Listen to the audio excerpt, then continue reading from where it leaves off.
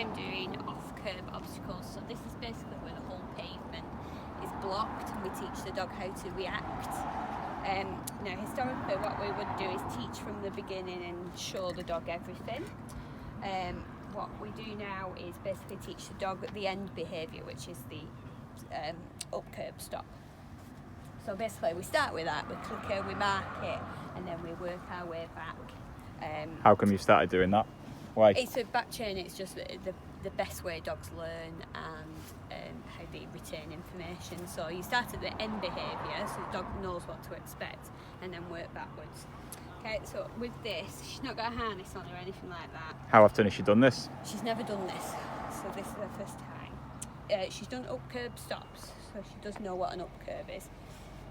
But I'm going to be using a collar cue to get her onto the step. So we start really close to the curb, so we're not anywhere, we're not shaping round or anything like that. We'll just wait for the van to go.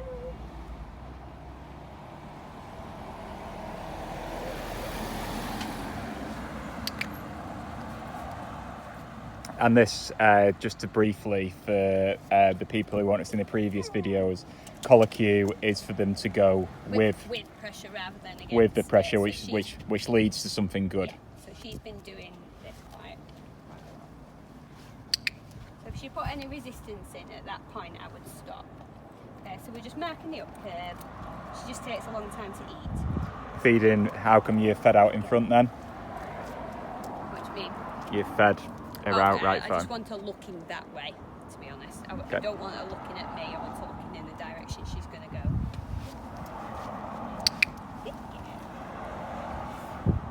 Nice, good girl. And then a couple of times we'll come actually onto the full curve.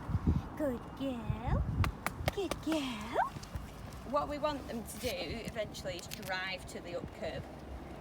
So that's ideally what we want them to do. So I'm just going to position her a little bit into this one. Come here, sweetie pie. Good girl. Good girl. So the aim is we don't want the dog coming off the down curb and ending up in the middle of the road and coming back. We want this to be as short a time in the road as humanly possible. Good girl. So keeping it nice and close and tucked into the curb. Yes.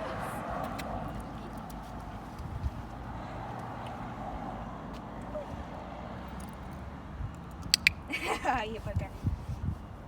Would you practice as well? Because obviously if you're approaching an off-curb obstacle this way, obviously the dog would be on the left-hand side, would have to go a lot further round. Yeah.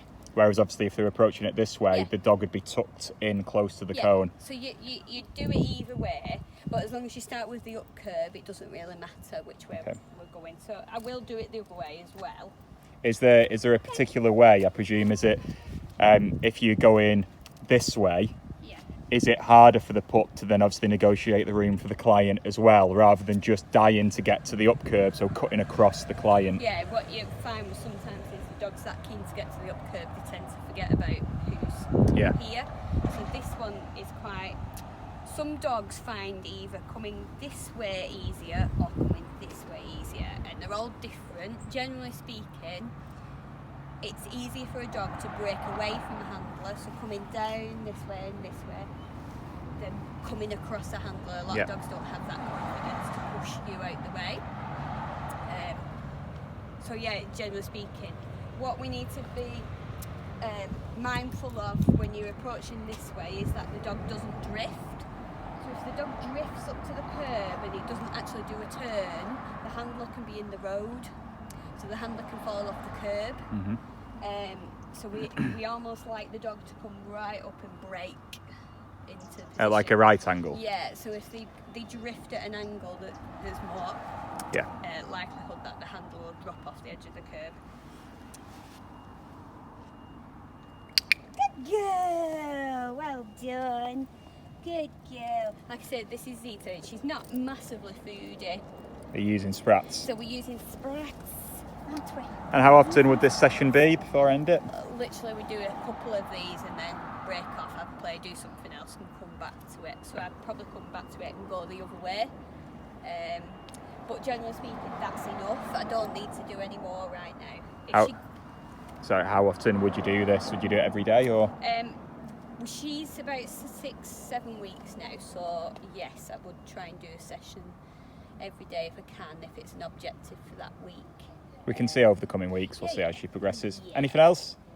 No, we can use platforms if the dog's not getting the up curb, so we can use the little square platforms to get the dog to target.